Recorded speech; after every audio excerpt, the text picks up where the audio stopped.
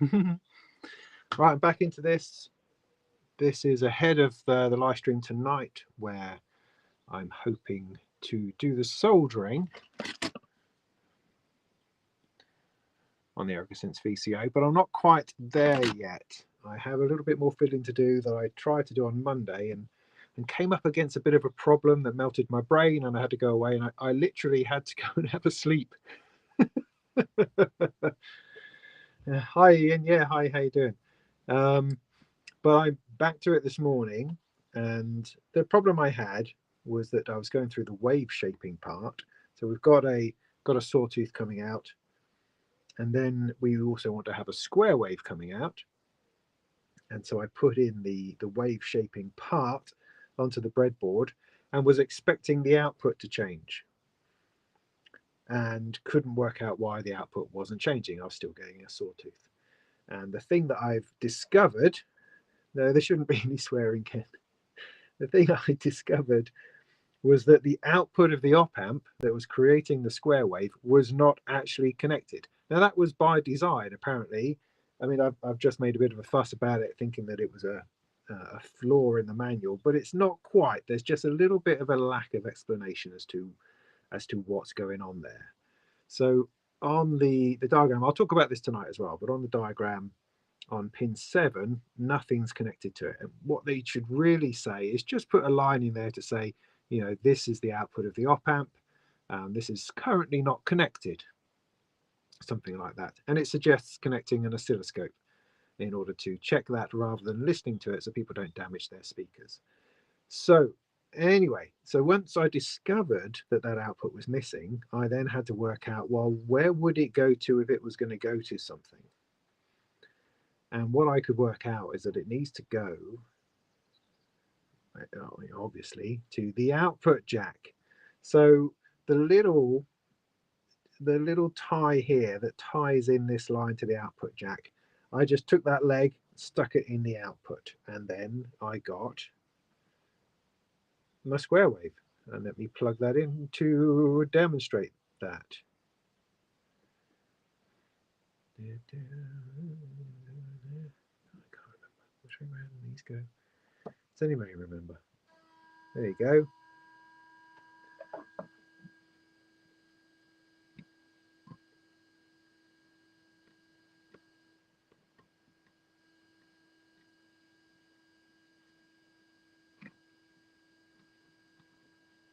Oh, does that make no difference whatsoever?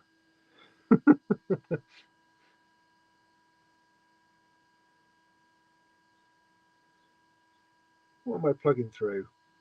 Oh, I haven't turned. Oh, I don't know. Anyway, it doesn't matter. I've got a square wave.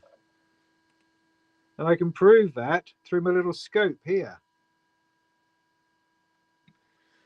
Because another thing that frustrated me rather is the talk of oscilloscopes. Who has an oscilloscope? I don't have an oscilloscope.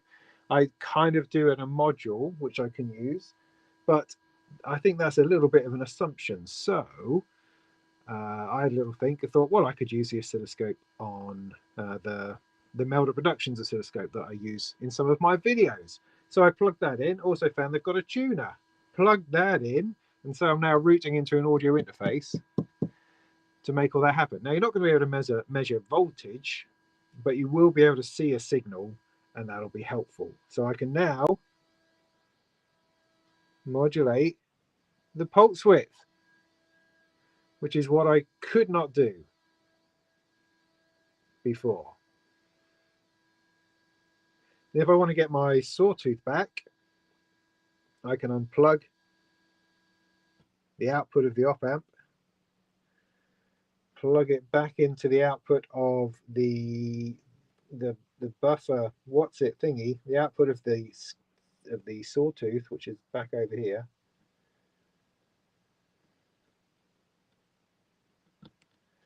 And there's the output of the sawtooth, which is a lot lower.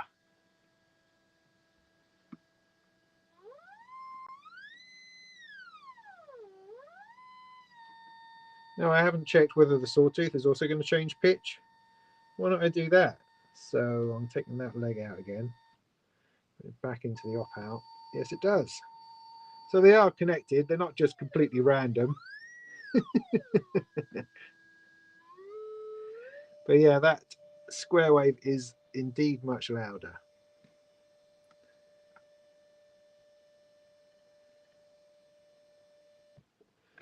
So that's where we got to. That's where we are now. So I had a bit of a breakthrough. So I thought I would carry on with this, carry on with the fun of it all.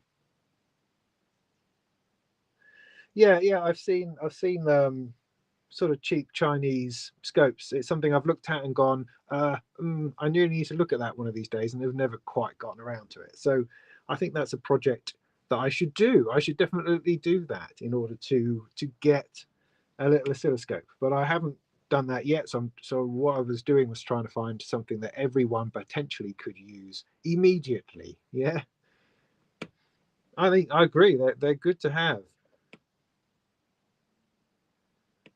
Oh, don't get it unbuilt. All right, fair enough. I will look that up. So where am I now?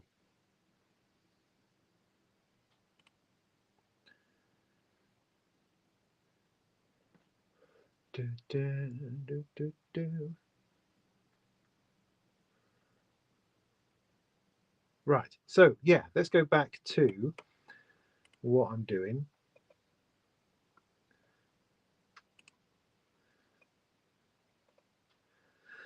Assembly's a state of mind, Ian, I would say. So good. So right. So the next bit. So what I'm trying to achieve in this next I don't know, hour or something, is to attempt to get myself to the point where we can start to solder, which is what I'll do later tonight. Yeah, there's always more stuff. Ultimately, what I need is a bloke over there who's testing everything and doing everything for me. You know, that's probably the best tool at this point. Yes, absolutely. I did have, what did I have? Somebody sent me something, some kind of tester. I don't know where that is. I tend to put my tongue on it. So next thing is controlling the pulse width with CV. So we're going to add an external CV input. It's as simple as mixing it using another resistor. Okay, good. Choosing a value for that resistor is where it gets tricky though, because with a multi-input voltage divider, oh here we go, a signal's presence in the mix is directly determined by that resistor's value, multi-input voltage divider. Okay, so we have to answer two questions. First, what range of voltages are we expecting to receive? And then, do we want our pulse width to go through 0, meaning should the CV be able to silence the oscillation? In my case, my LFOs are pushing out voltages ranging from plus to minus 5 volts, and I would like my pulse width modulation to be able to go through 0. Okay. Now, while you could calculate exactly the needed resistor value to those parameters, I go with a bit of trial and error. We like that, and the value that's worked best for me is a 68k resistor. Also, I decided to add a 250k potentiometer in series here, so you can adjust the CV intensity on the fly. Yeah.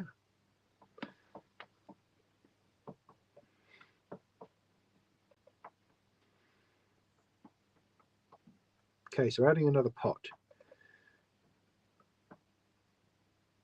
If you have an LFO, you can now try it. Nice, okay.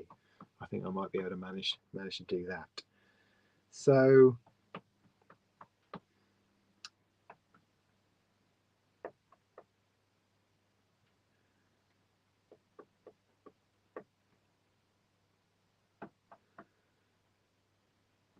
okay.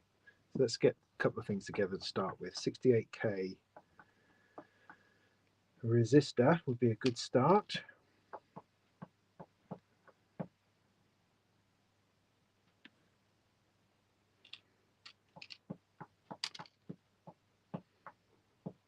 I seem to have two of those. That's rather good. Maybe one for the FM input. Maybe. Okay, 68k. Now this, okay, I'm going to get stuff together first. So I need that. I need a socket. and I need a pot. So I'm left with 3 pots. An 05, an 04, and a B254. So I'm going to have to work out which are which.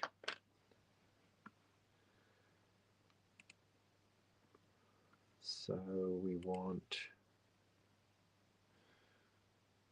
B254.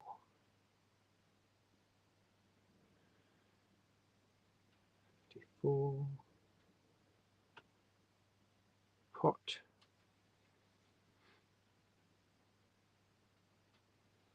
B254, 250k. So I reckon that's probably the job then. Let's use that one. Great stuff. Bend that out. So I've got that, that, and that.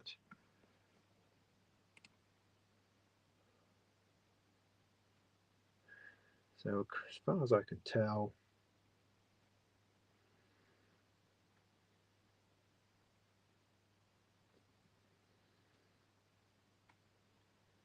that already exists. It's coming over that bridge. I need the pot to go in the side. I'm going to have it poking this way out, I think. Go one along from there.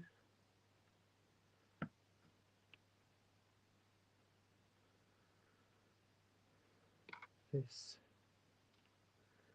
needs to match up to the middle leg. Bend that lug out. Ow! This is not going to fit. Middle leg.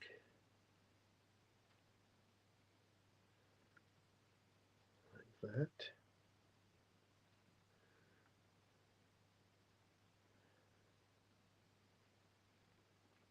$68k goes onto this third leg in between and that.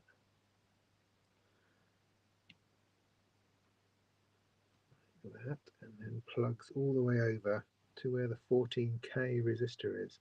I've got a spare bit of room there.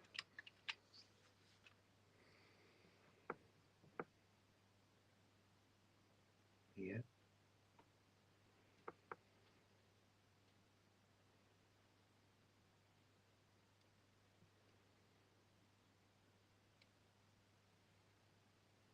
Try and not touch each other. So that's a 68k, and then I need something going off to the negative at the top. Ties onto that one.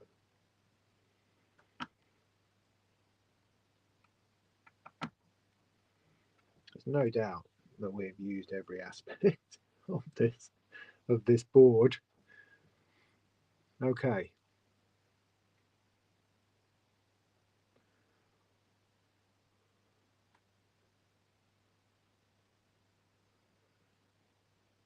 I think that's all that's been added.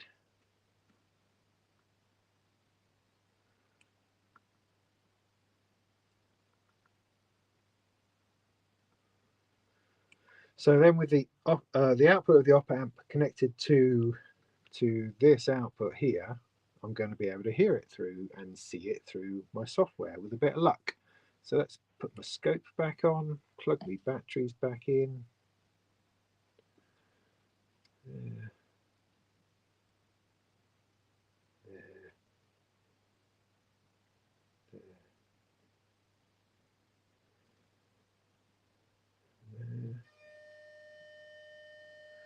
Okay, that's that. So I need to take an LFO from somewhere.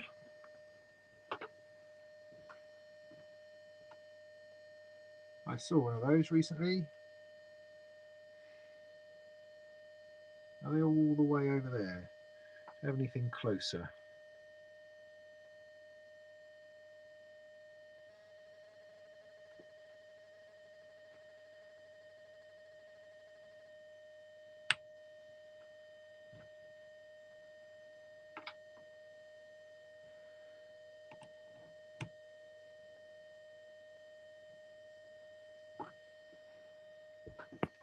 That's just not going to quite reach. Damn it.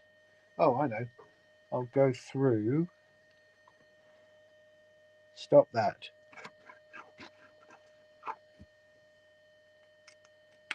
I'll go through a thing.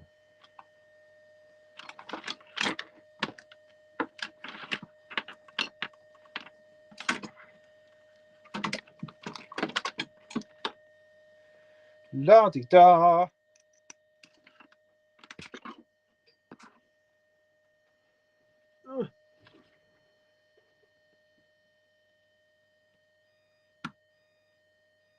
Look at that.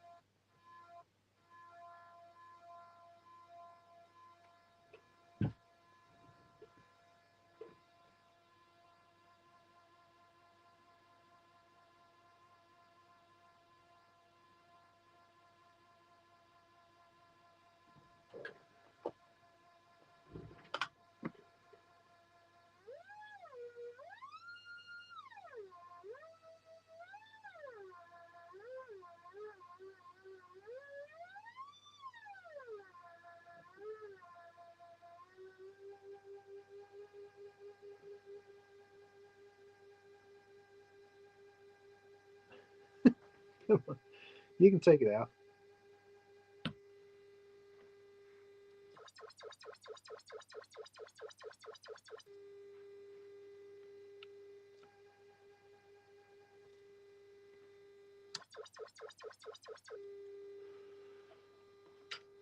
Okay, good.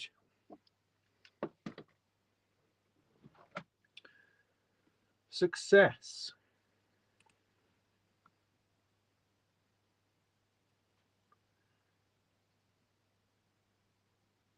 If you turn the CV intensity up, you can test if it is indeed going through 0. I don't think it was. But I can't vouch for the range of the LFO that I plugged in. It's that 3PT one, and I don't think its range is particularly wide, or it might not be set that wide. So that just depends, and I'm happy not to go into any more detail on that at this time. I am understanding enough about what's going on, and that's cool, so I'm moving on. So now the output volume levels, because the square wave and the sawtooth wave are very different in terms of output. So I think now at this point we are going to get the separate outputs for both of these, and that is good. That's what we want. So there's one thing left to do, getting the saw and the pulse wave to be the proper level. Pulse is way too loud. Sawtooth is super quiet. We want a 10 volt peak to peak. So all we have to do is turn our pulse wave down and blow the square wave up. The latter is very trivial. We'll just use an op amp configured as a non-inverting amplifier, of course, with high gain. So that's for the sawtooth wave. Rightio.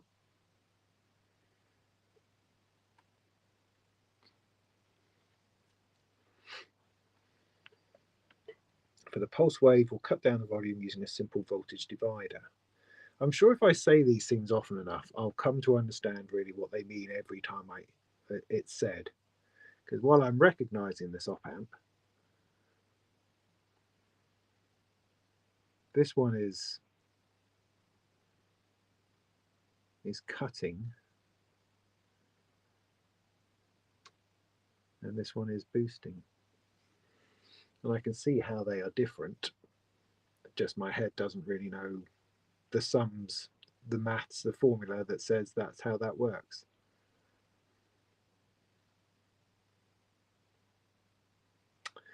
But that's my problem. I don't want to get bogged down in these things. I'm going to need a clear head for tonight, I'm pretty sure. Anyway. So we'll cut down the volume before buffering it with another op amp. Cool, these op amps certainly get a workout. This buffer is necessary because you want the output to be strong enough to drive other modules or even headphones. Right, as a final touch, we'll add 1K resistors after both output to protect them from short circuits. And we can leave these out for the breadboard. Okay.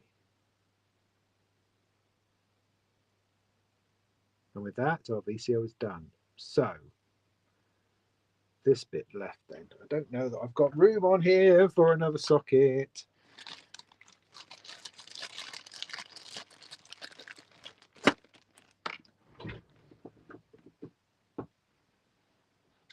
And Molten Monthly is finished. Good. I can stick that up then, as it were.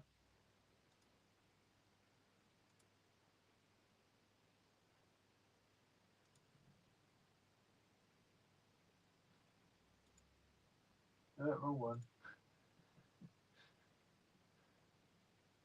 Where's it gone now?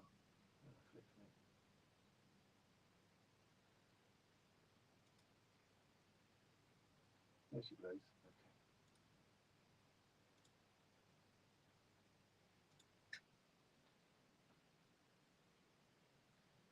Okay, the Molten Monthly is up and on. What was I doing over here? I was looking for. Oh, I was going to turn the heater off. Right, so, okay, got to fit this in here somewhere. How am I going to do that? I'm going to move everything backwards because that ain't going in, is it? It needs a couple more. Now it can all shift. It can all shift. So that can shift to there. And shift one more.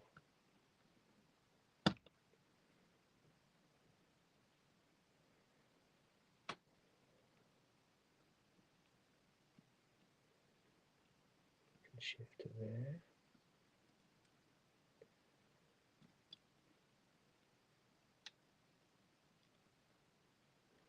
That can shift. Where are we? Back over here. What is this? Oh my goodness, it's changed quite a bit.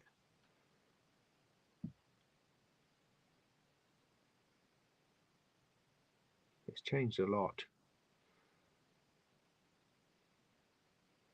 That's frustrating.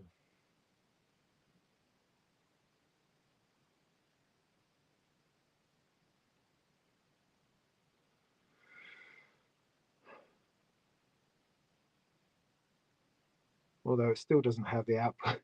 Still doesn't have the output of the op amp connected. What is going on here? Oh goodness.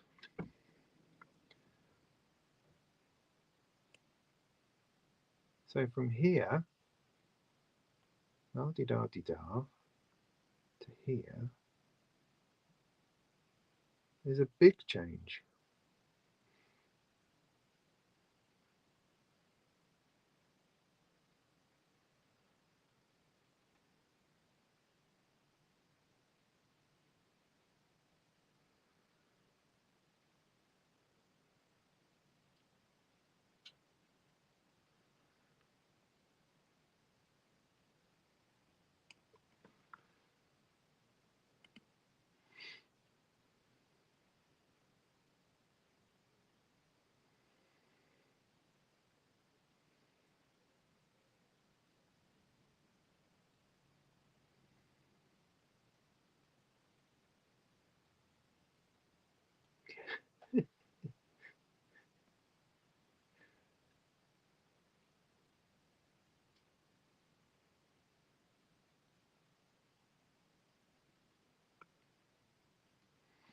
Right. Okay, sod it. I'm here. Let's give it a go. Let's give it a go. So there's some serious changes for this last breadboard. I have to remember all this stuff for this evening.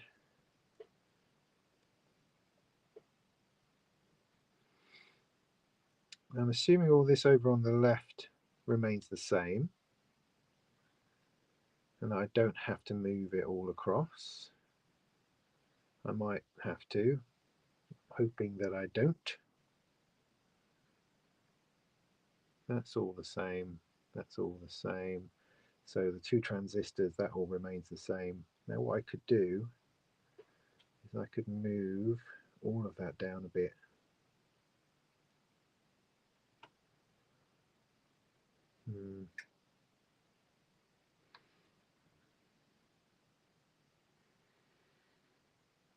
Okay, this stuff here is coming out for a minute.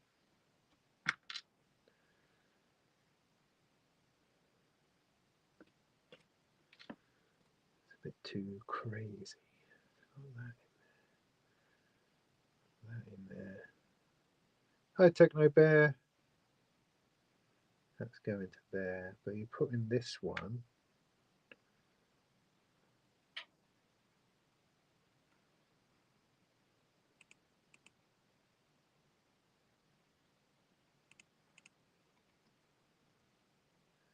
Snuggling that in there, interestingly.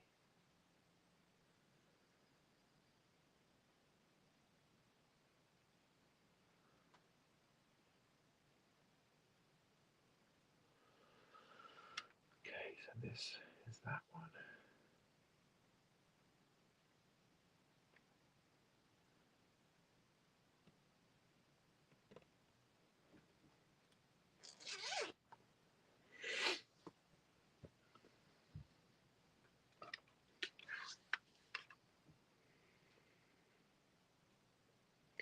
It's going to go to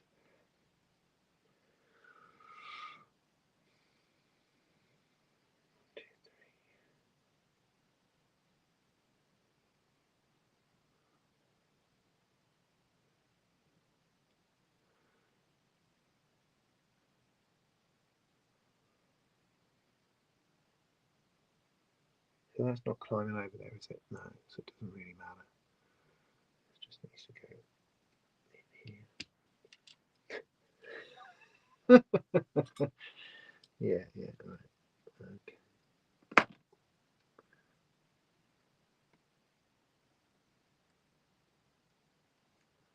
It's in.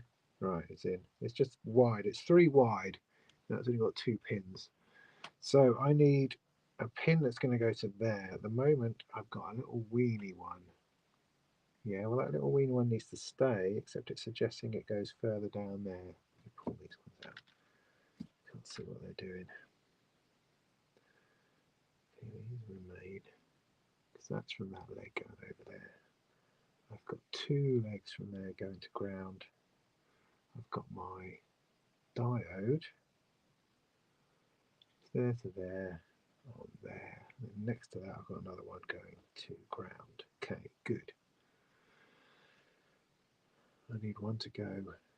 So it's suggesting that this, for neatness, is going to go down to the bottom and is putting together those 2 pins.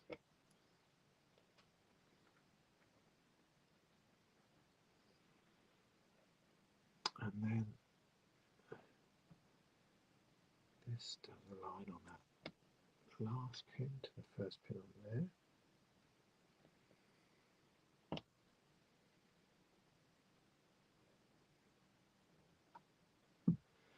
Analog Discovery 2. Interesting. Oh, that pot's just gone. It's gone. It has no idea where it's going now. It should be. It should be in there somewhere. Okay, good. So that going to there. Then what happens? I want the second pin there,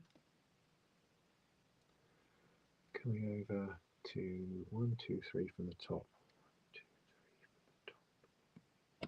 There.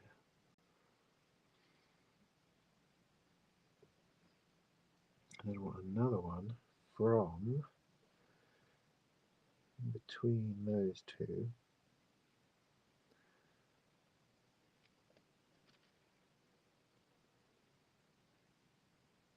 Going to 1, 2, 3 from the bottom. See, I'd like to say that I know what it is I'm putting together at this point. I don't. I'm purely following instructions. And at this stage, I'm kind of happy with that.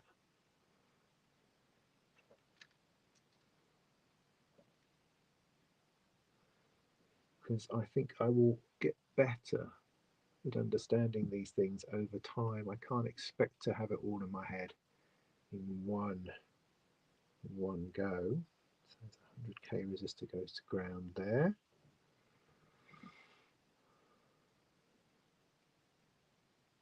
And that jump over, which is here, also needs to go.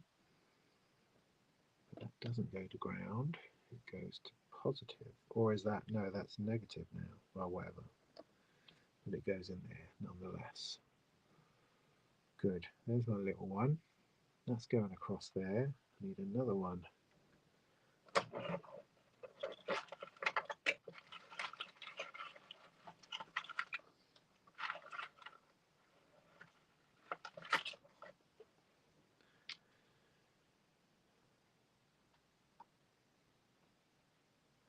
So after that, there's a space.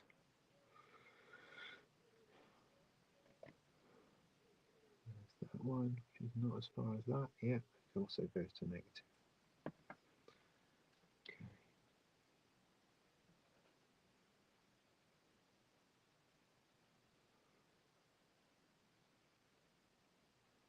Now I've got one which is on the same line as that.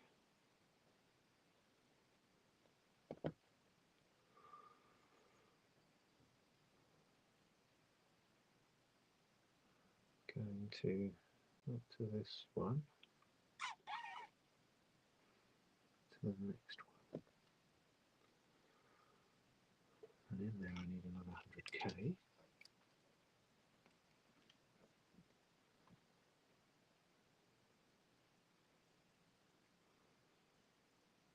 Just goes in there. 100k there between those last two legs.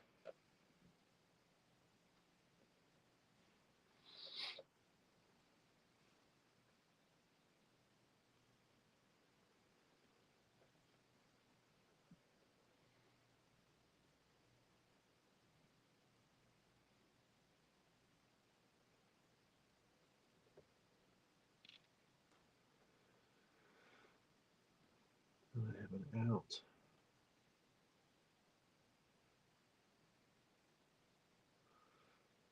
Marking what lines on paper?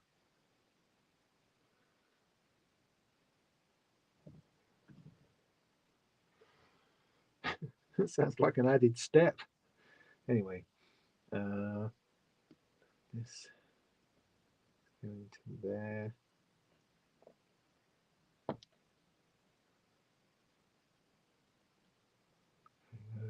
All these bits, those bits are not there. I mean, that's now that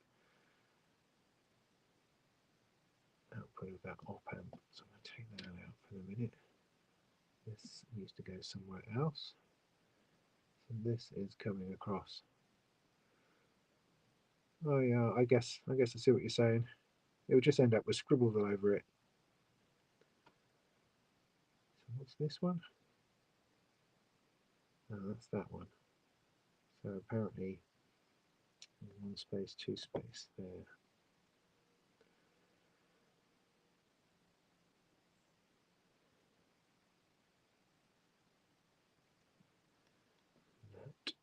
That crosses the divide to there.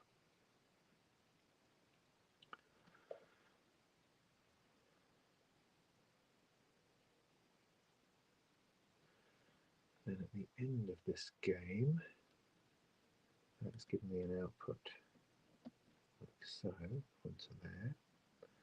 So I need to put something which is connecting that last bit to 0. Cool, so that's part of it.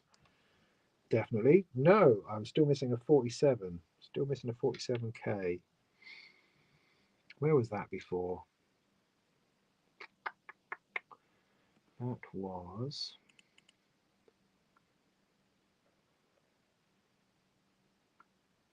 68.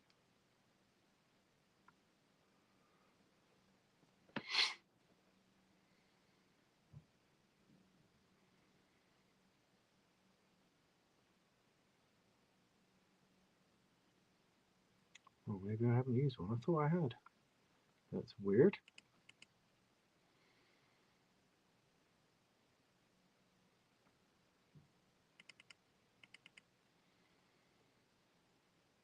Evidently not.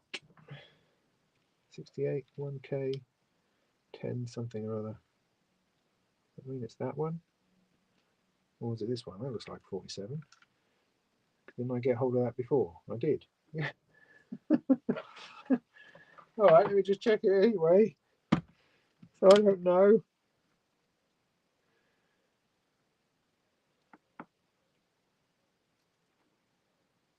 $47, yeah. Oh, go with that.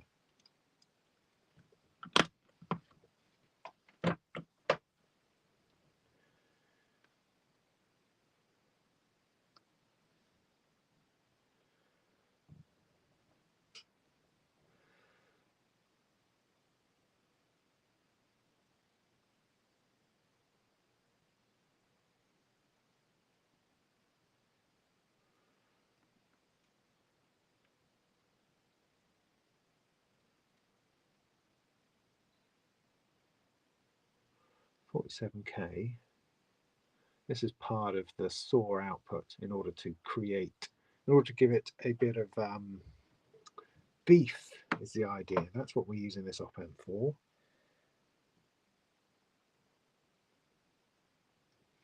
And it needs to go in pin 13 and then up to there.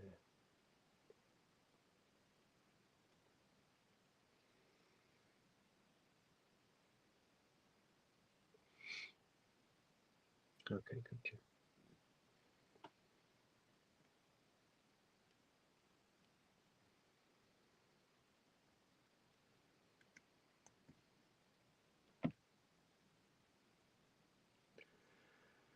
Okay, I wonder if at this point I can get an output from there.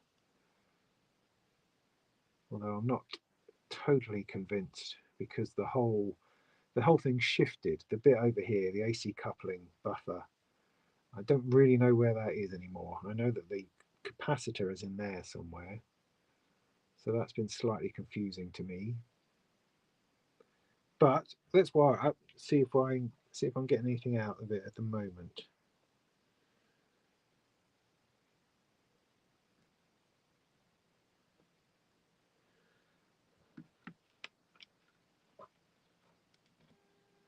Yeah.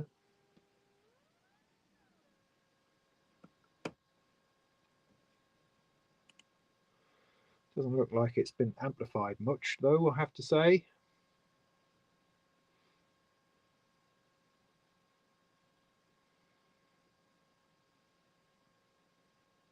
That was to do with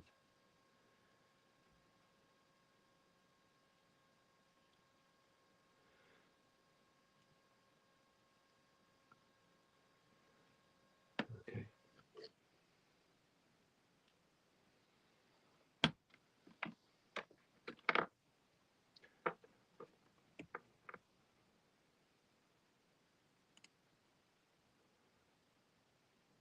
Is 100K, that K, I've got me 47K, which is that bit, and the 100K. Do I have the 1K in front of the saw output? No, I don't, because that's, he says I don't need that on the breadboard. Okay. So why would it not be working would be if I haven't connected it to the right pins on the op amp. 1, 2, 3, I believe I have.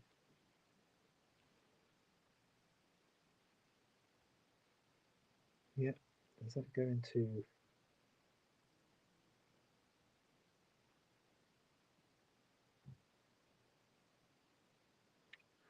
Might be missing a ground. Yeah, I think I am.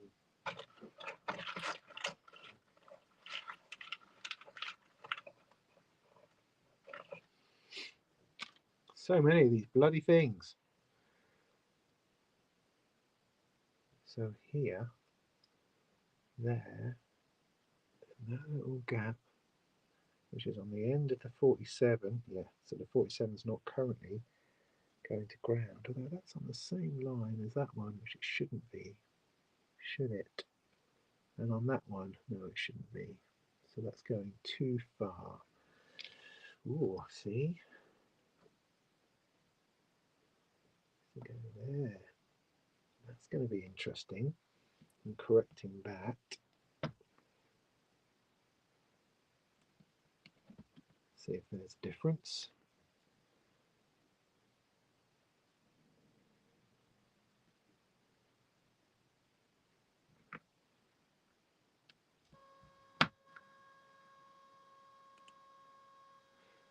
Marginally.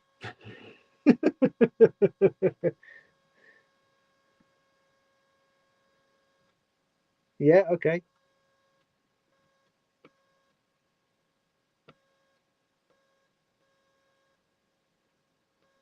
Got it. Lovely.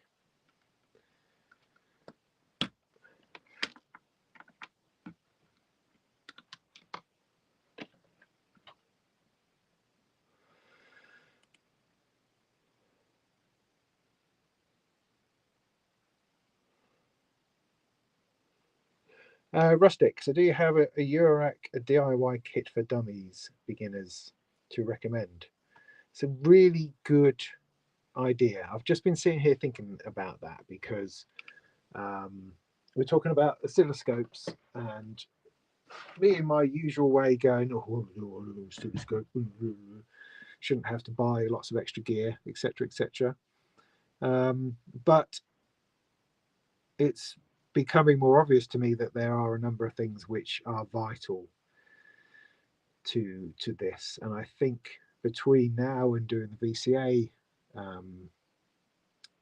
video, which will be out I think in a couple of weeks, maybe I should put together a video on the basics that you need in order to achieve this. Maybe that would be a good idea, and I need to source myself a little oscilloscope, and that way it will be good, because I mean I'm very conscious of overloading people with the gear they have to buy. It drives me nuts. I'm constantly getting great advice from people saying you should have one of these and one of these and one of these, and all of it is true, but I don't want to have to be getting lots and lots of gear in order to just have a bit of a play with some soldering. A decent soldering iron, sure, absolutely. Pair of goggles, yeah, good idea. Fan, yeah, that works well. Solder sucker, pair of tweezers.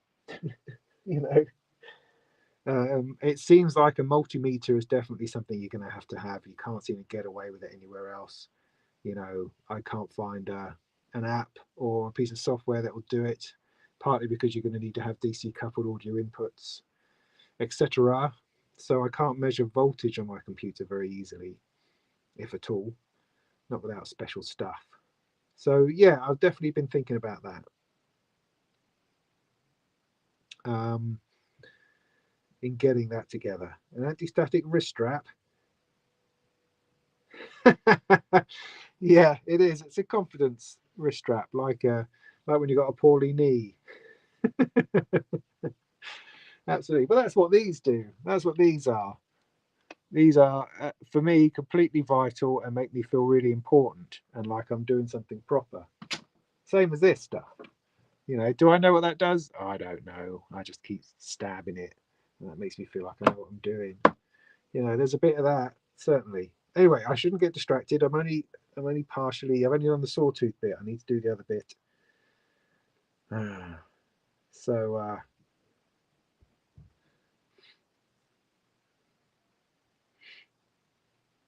yeah, guitar pedals is a thing, but sadly, that's not where I am at the moment. I'm here, yeah, but yeah, lots more room. So I mean, one of the things about guitars versus Eurorack is that it doesn't really matter how rubbish you are when you make sound in Eurorack. Sound comes out regardless of how tuneless it is, and it's okay for it to be tuneless. Guitar is different. I'm not a very accomplished guitarist, although I have been playing for like 35 years. I'm evidentially not a very good, particularly good guitarist, and that That would worry me more than anything else. Whereas with electronics and Eurorack, it makes beeps and boops. It's nothing to do, at a basic level, it's nothing to do with my ability to play with those signals, if you see what I mean. But it's, you know, good advice. Guitar pedals is definitely a place to do this sort of thing. Okay, focus, focus, focus, focus. So I got all this. Is this stuff over here, which doesn't have anything to do with anything at the moment. So I'm just going to pull this out and replace it, I think. Oh, I almost turned the board around then. That would be a disaster. I'd have no clue where I was. So that's good. So that's me 68. I know about that. What's this connected to? Why? It has no purpose. It's going to go. Right.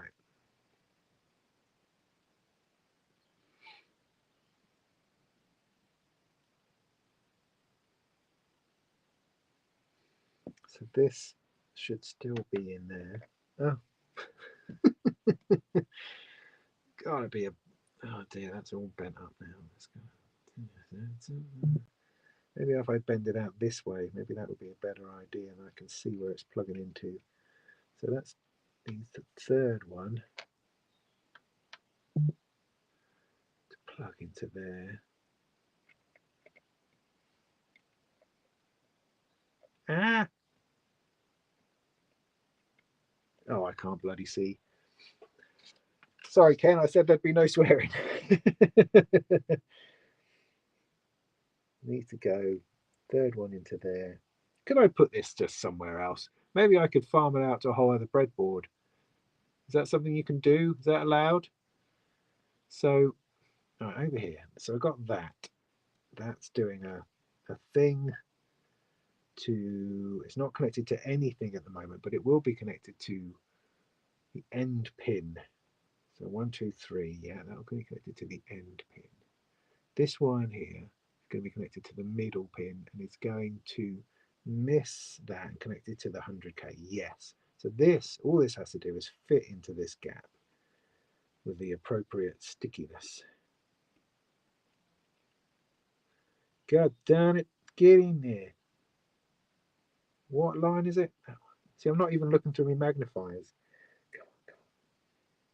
Maybe if I squeeze it between... Only the solder bits on the end of it. It needs to go one across. Why can't I see it? There we go. Is that it? No, that's not it. That's not it. One more across. Does it go there?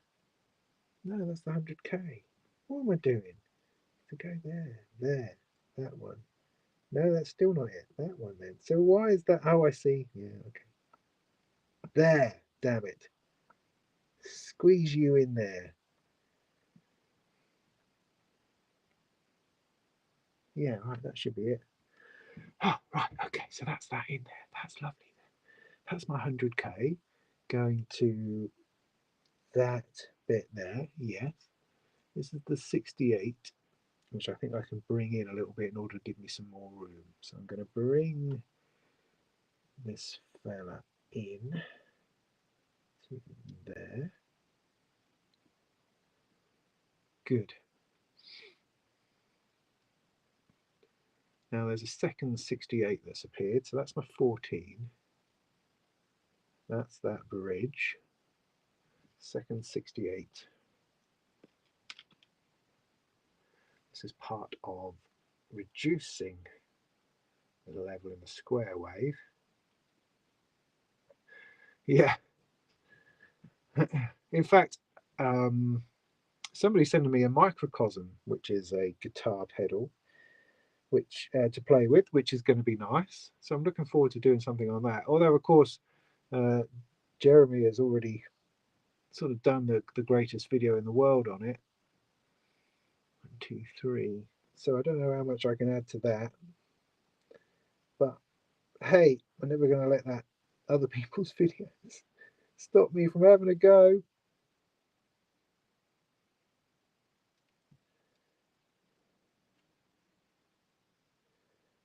That goes to there. 1, 2, 3. That's on the third pin. 1, 2, 3, third pin 68. Yeah, got it. Good. Now I need another patch cable just to do a quick pin 1 and 2 business. Pin 1 and 2. Right there on the end. Yeah.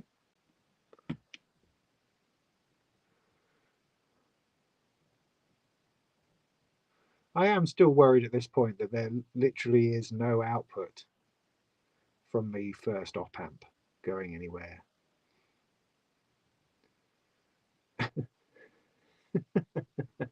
But I'm keeping on going, keeping on going, keeping on going. Right. So I did that. I then got a long line going up to the second output.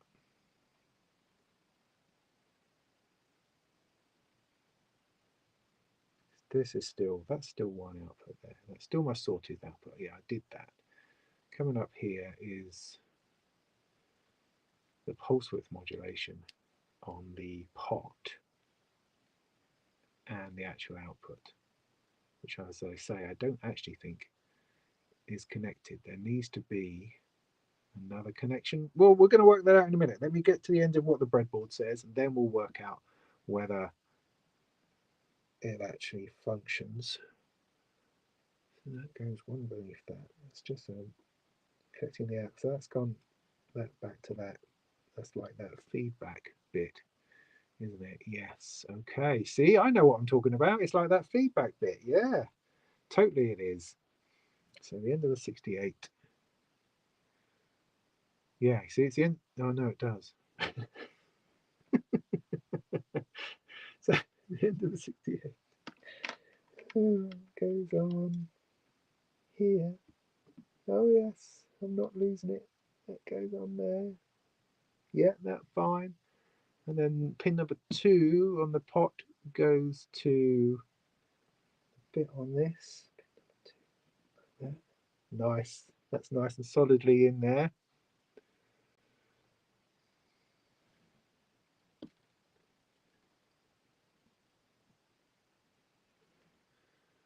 And then this comes all the way over and goes outside the next one.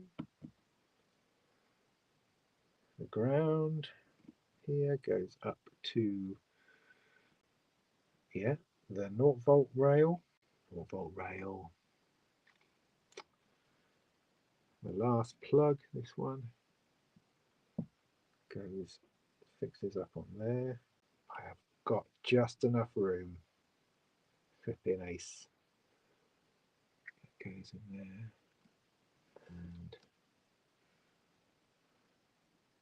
that, oh, no, there. That also goes to there. So that's the extra pot. There's a thing from the what's it.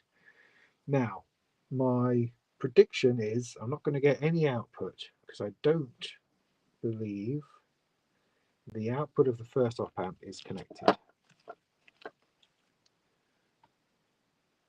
However,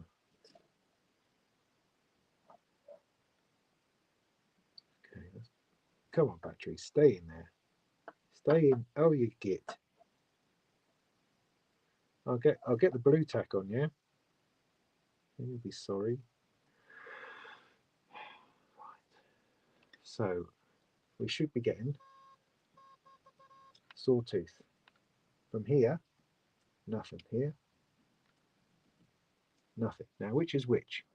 I think this one is the pulse width because it has the pot attached. So this should be square wave. Ta-da! Now, this stems from the problem that I saw earlier that wasn't actually a problem because they noted it, because Moritz noted it in the manual, that if you plug the output in of the square wave, it will be too loud. And so that output of that first op amp was not connected to a physical output so that we could hear it.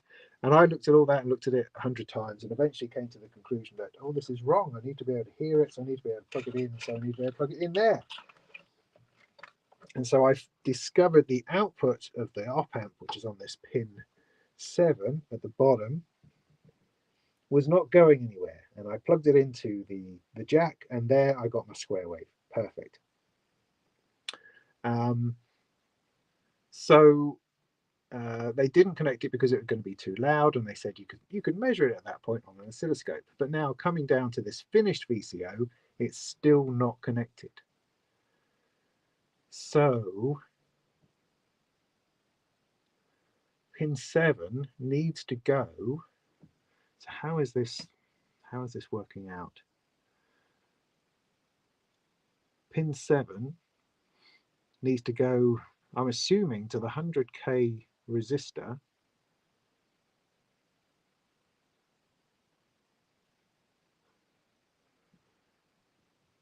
that's connected to the 68k. Now, but that it does it?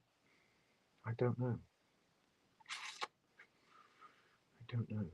All I know is at the moment pin 7 is not connected, and I think that's the reason for no output. So what I'm going to do, plug this into pin 7 and put it down. If I bring this all the way over simply to the output of that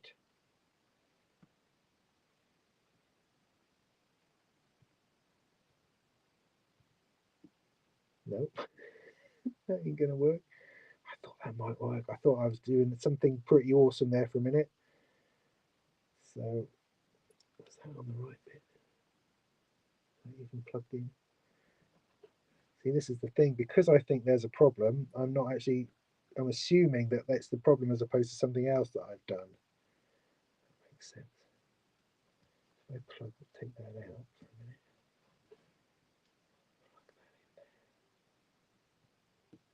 See, that should be giving me a square wave. Ah, this is out. And it ain't.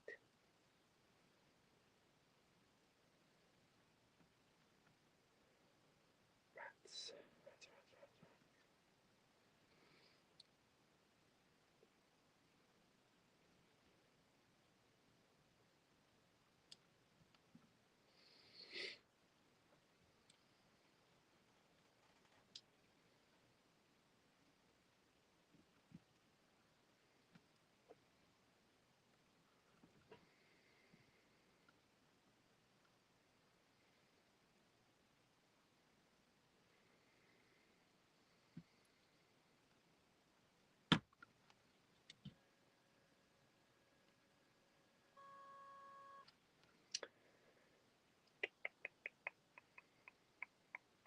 Now, it could be related to this. Pulse width modulation? Nope. Okay, so assuming that's connected, let me just check through these bits. So this last one here has a big cable going from the end of the little 2, which is here. This is the 2. That's connected to there, which is that first one. And then we're going to move this back one more, just so it tightens up.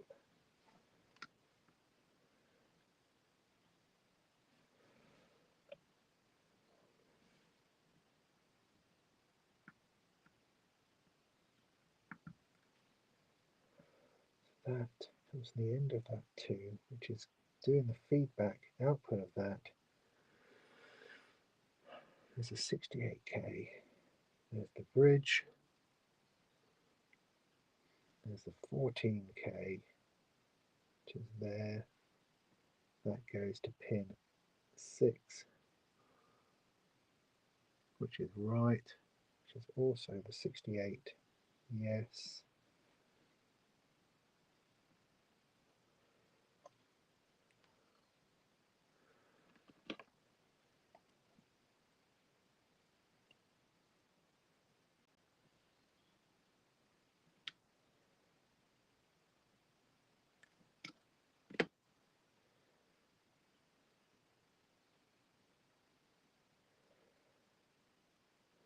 That's going to ground. That's going to ground. Double ground.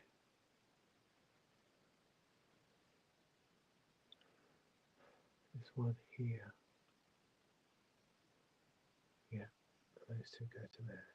Yeah, yeah, yeah. It's got to be to do. It's got to be to the output. It's got to be to do.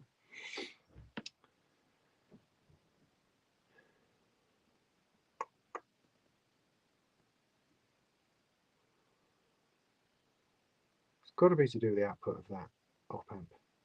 Has to be.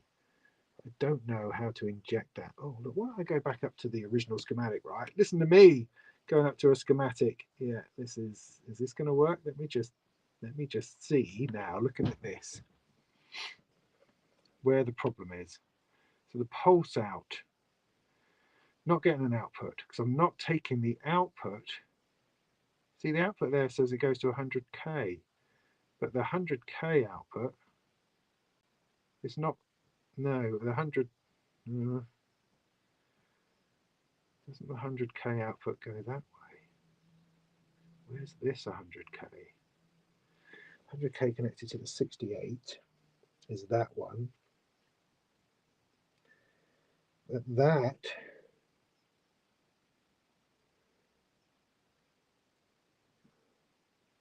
That's a different one. That's a different one, isn't it?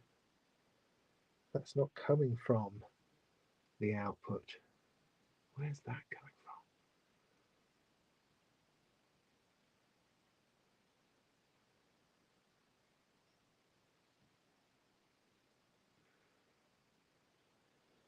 from? Oh, I don't know. I don't know.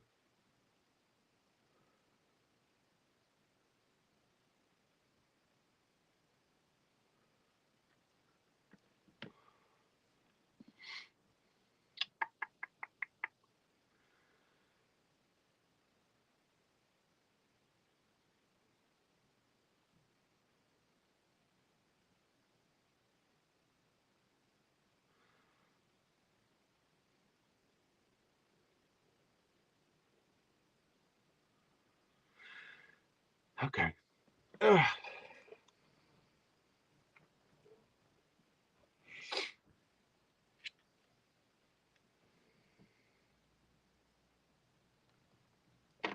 Well, let me try. Okay, let me try. All right, here's the outputs of the op amp. So the top and the bottom pins are the outputs of the op amps. So I've got pin 1, which is an output, ultimately going to the patch socket. And that's output there. And I've got that connected to the negative. So that goes back into the negative one.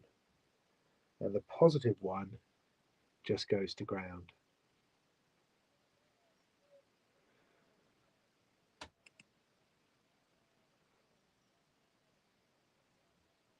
So that's that bit there.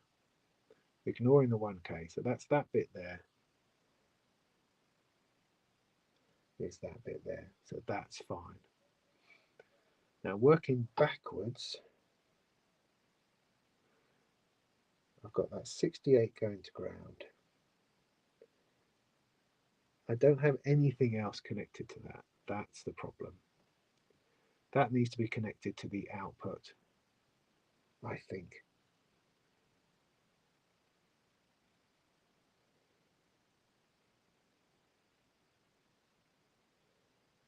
Yeah, that's where it is, I reckon. Do I think I've got this? No, let's give it a go though. Hey, put that back in. So I reckon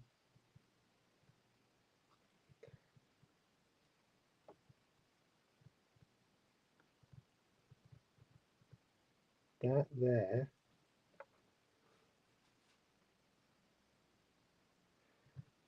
should go into pin 7. Oh, God, you bastard.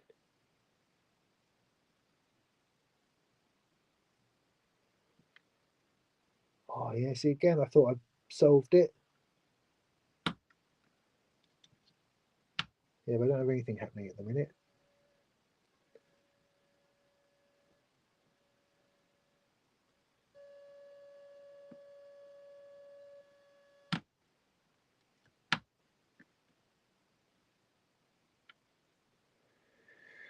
No, that wasn't it.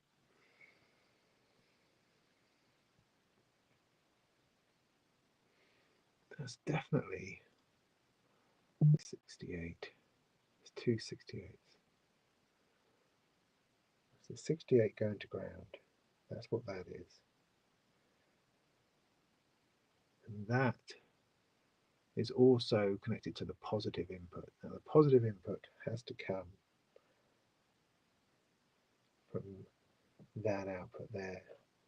But what it needs perhaps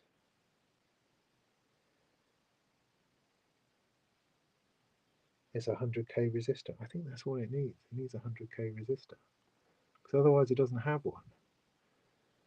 We've got, I don't know, got that 100k there, which is going from before it though.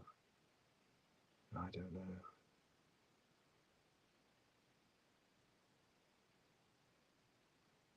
I don't know. But that 68k goes essentially, it doesn't seem to go to anything. Damn it. Yeah, it does. It goes to pin 1, the pulse width. No, it doesn't. What's this? I got this floating around not doing anything. Darn it.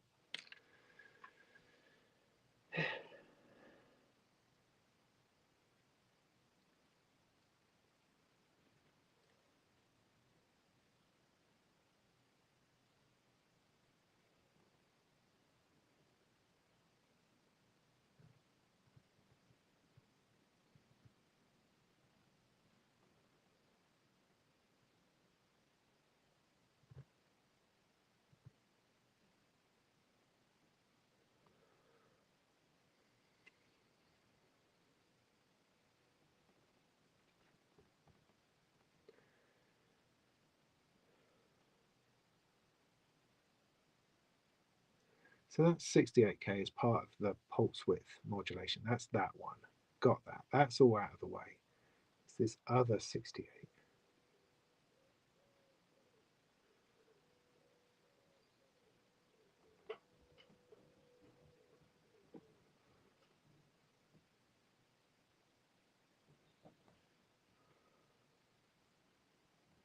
I need more light.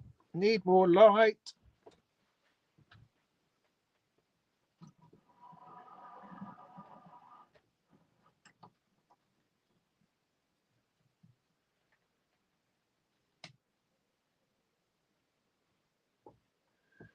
Does that do anything? Who knows?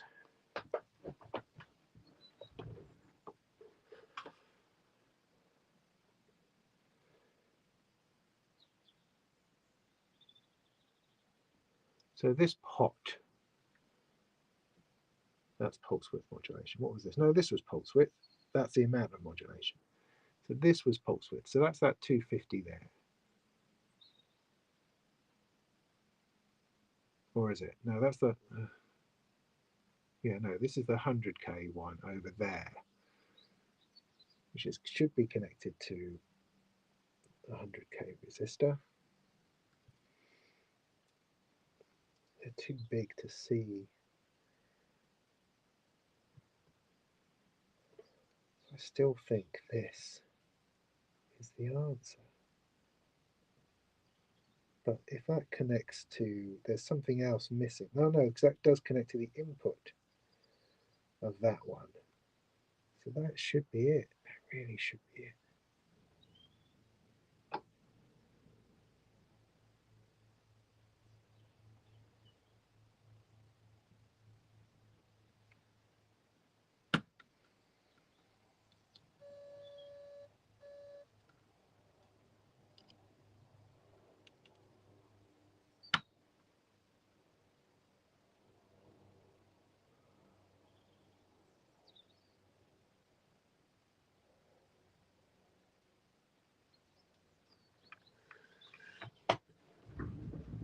Okay.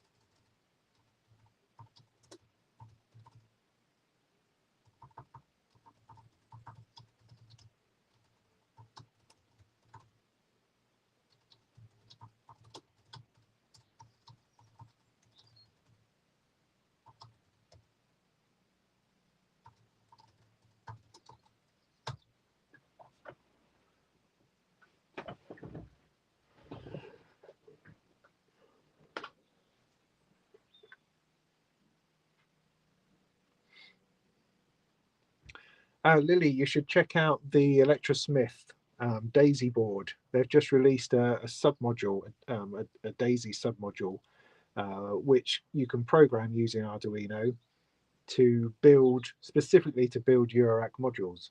I just wrote about it on Gear News this morning. You should go and check that out. It looks, it's the sort of thing like this. It looks easy enough that even I could do it. And that's the same. It looks easy enough, almost as easy as if I could do it, which obviously I can't. But, feels like I could. So I think that could be a 100k resistor, because I've still got a couple of spares in the old resistor department, let alone electrolytic capacitors. Maybe.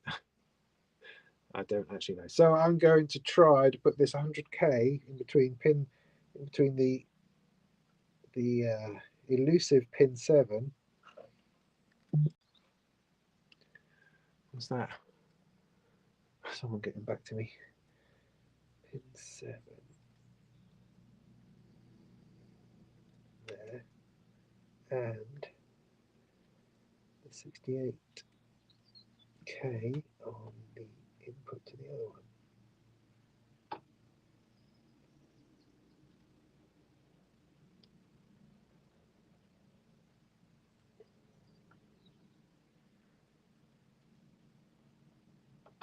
I'm just, every time I plug that in, I think it's going to work. No, it doesn't work.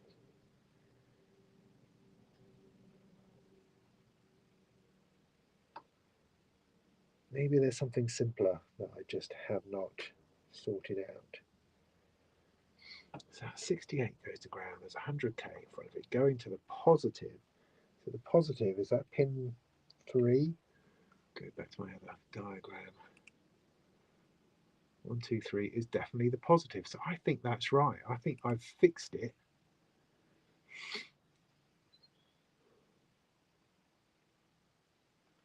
I'm still not getting anything.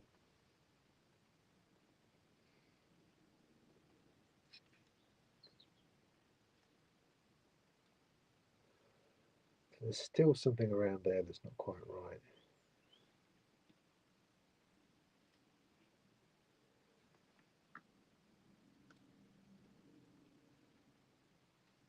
This pot stuff.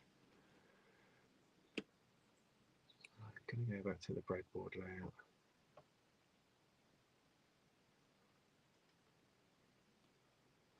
Oh look, there's a bit on oscilloscopes in here.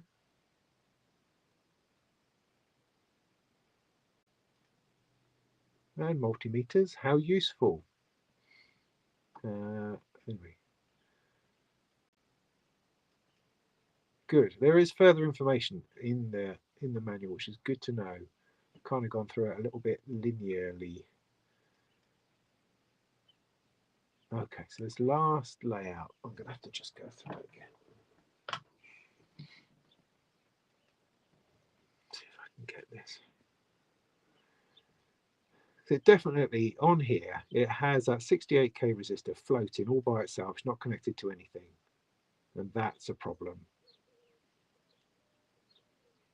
I'm pretty sure it should be connected via 100k to pin 7. That's definitely what I'm feeling.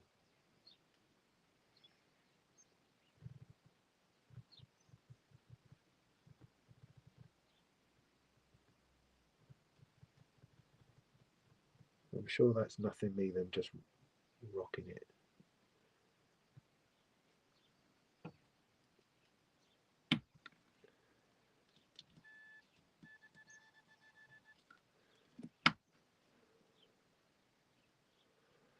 So let's go through this whole bit.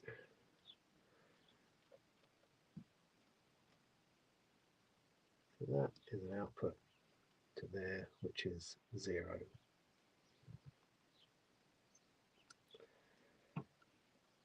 This is connected to here,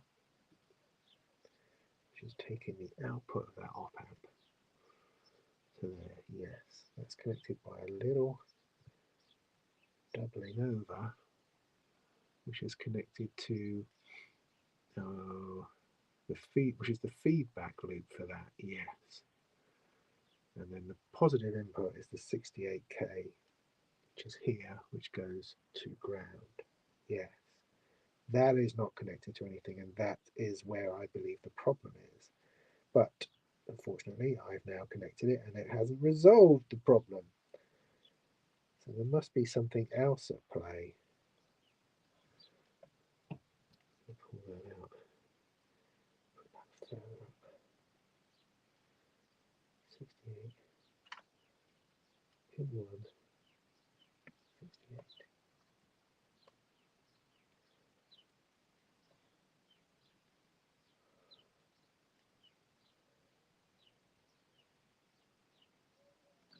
Okay, so this other 68 goes to pin 1 pin.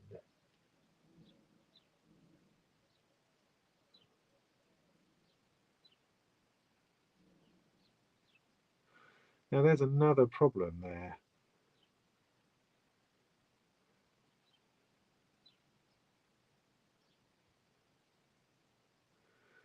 Because on other pots, everything, they all route to a 0 at some point. That one is not.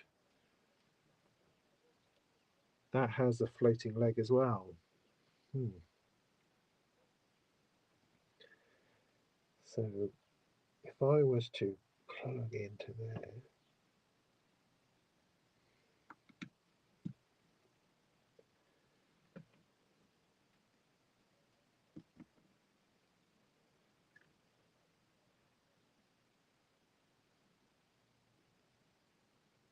that also doesn't fix it.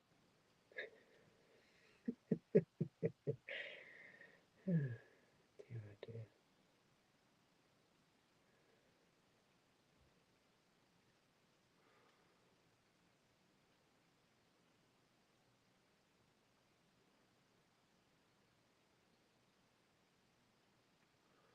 Damn it.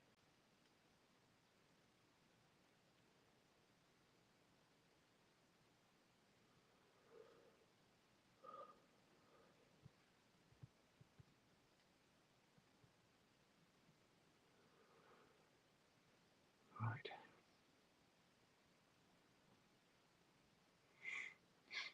So 68's gone over to 2, which is also connected to 100.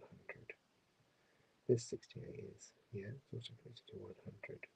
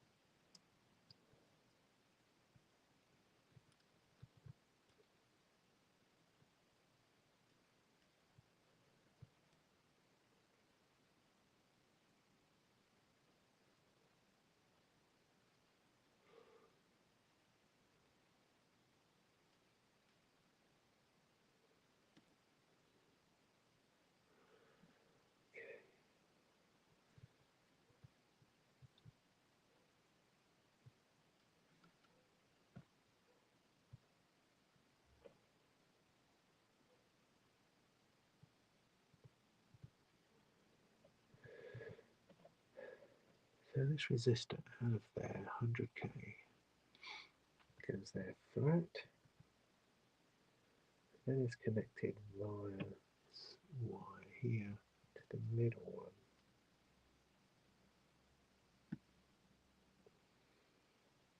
Yeah, to the middle one. And this far one goes to there. Yeah. Still something amiss in here. Oh, I'm missing a cable. I can see I'm completely missing a cable. All right, so okay, good. Right, look and look again. That's what you got to do. And this floats by itself on pin 3. 1, 2, 3.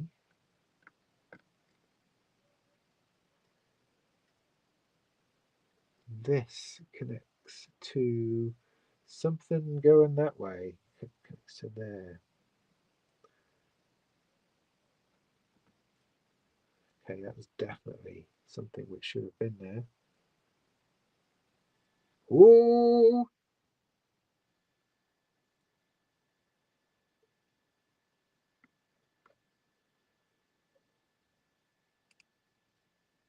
That's a rubbish something.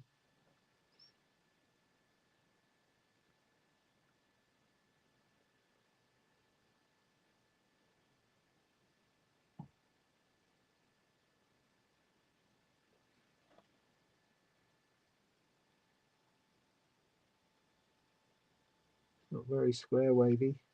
Oh, that's better.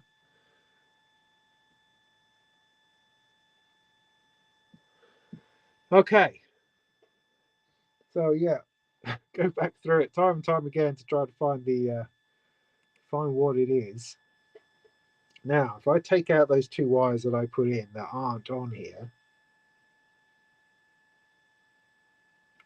does it kill it? No. All right, so I can forget about that one.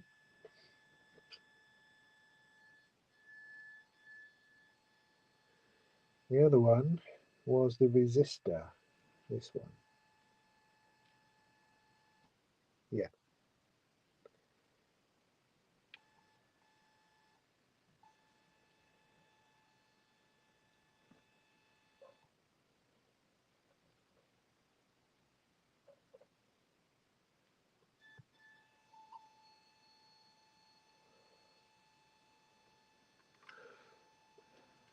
Cool, right. So that is done.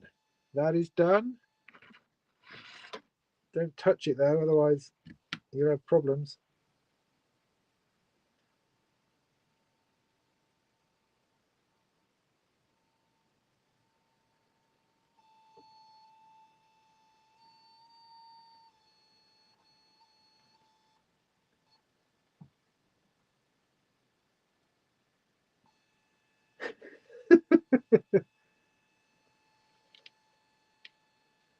The LFO, that's not the LFO, is it? Where did the LFO come from? That was a purple cable, wasn't it? That's that one. So what on earth is that? That's no help, is what that is.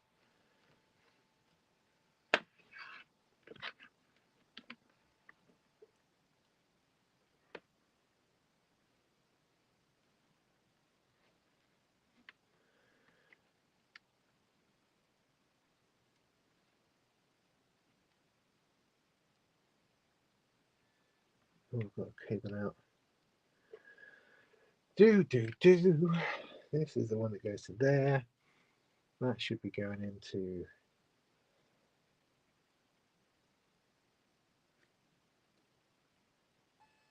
there.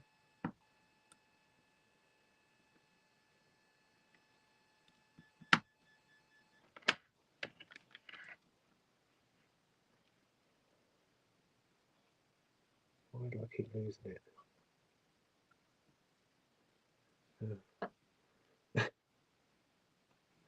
these bloody batteries. I need a better battery solution without any doubt. I've been very, very patient, I feel.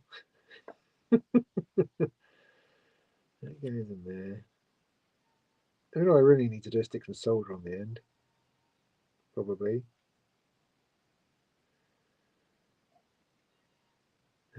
Just kill me now.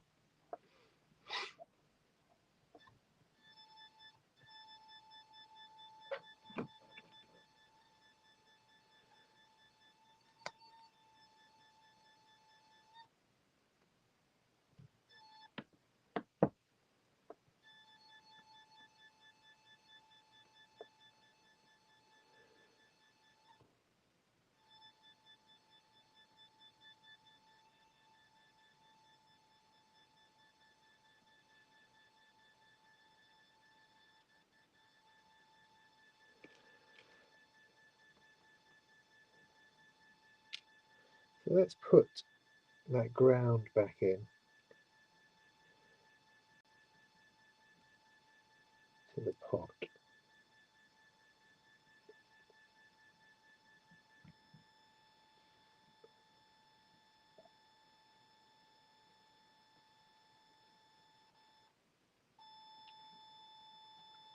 Yeah, that does not help.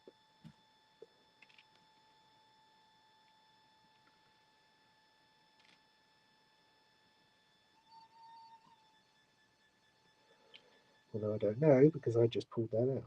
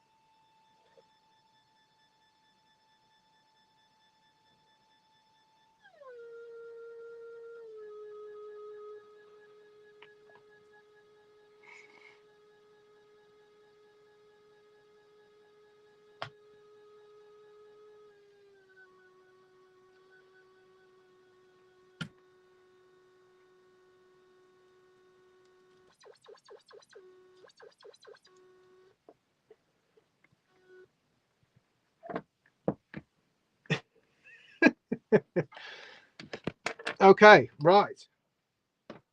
So that was definitely a thing. It's going to be under here that my problem lies.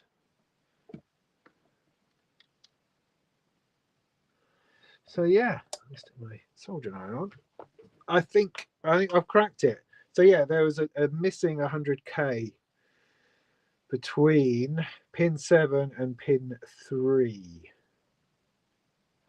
That's definitely it.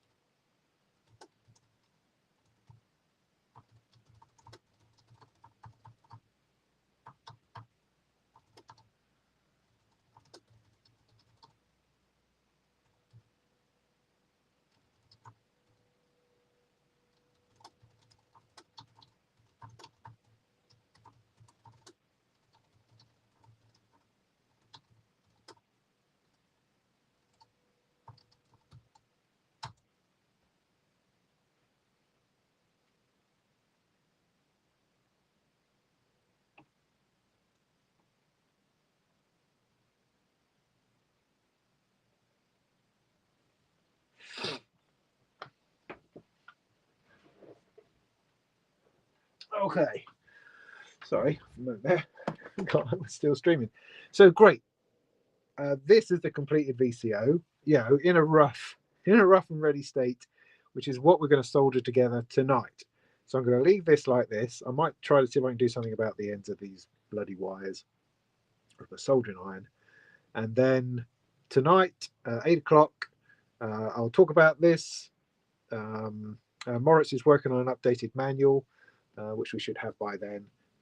Just highlighting a couple of the problems that have come to light while doing this. I hope the Synth DIY guy had a slightly smoother journey, but then he knows what he's doing. So I imagine that he has, because I believe he was live streaming something similar today.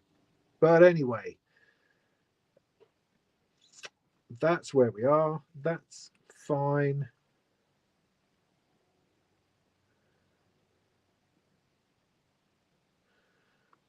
Oh, all right, you're having your own conversation. That's fine.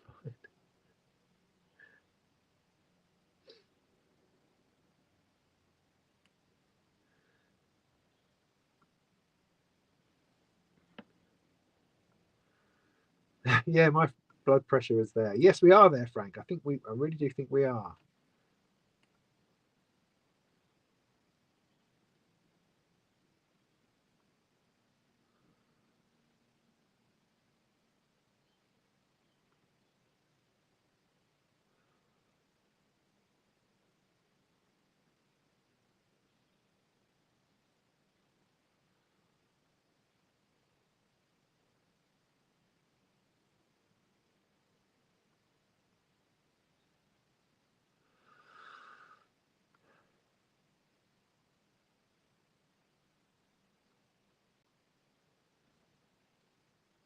Yeah, those daisy boards are used in qubit, noise engineering, the Nobula, polycinematic, things like that. I've seen them around quite a bit.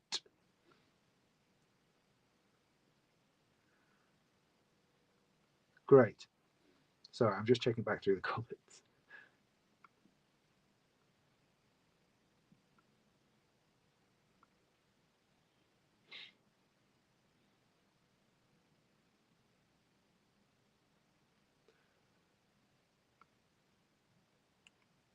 Good. Right. Great. Excellent. So yes, so tonight we will solder. Excellent. Good. Right, I'll stop running on, and I'll see you there. Sorry to cut off the chat because you're having such a nice conversation about like programming and stuff. So yeah, I'm going to go and do some research on oscilloscopes. What was the one you said it was? It was a what? A D something or other. I will look that up.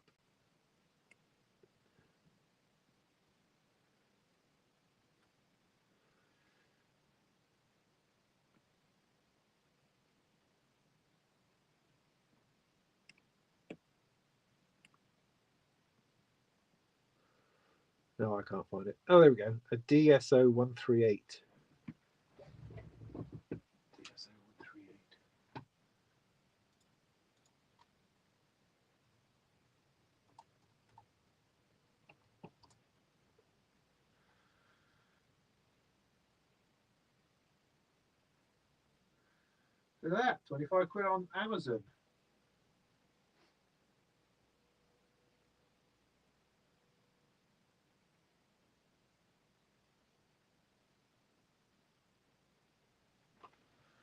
Nice. So yeah, thanks for that. I will go and check that out because I think it's going to be something that's becoming more important, but I'm not going to worry about it tonight, obviously.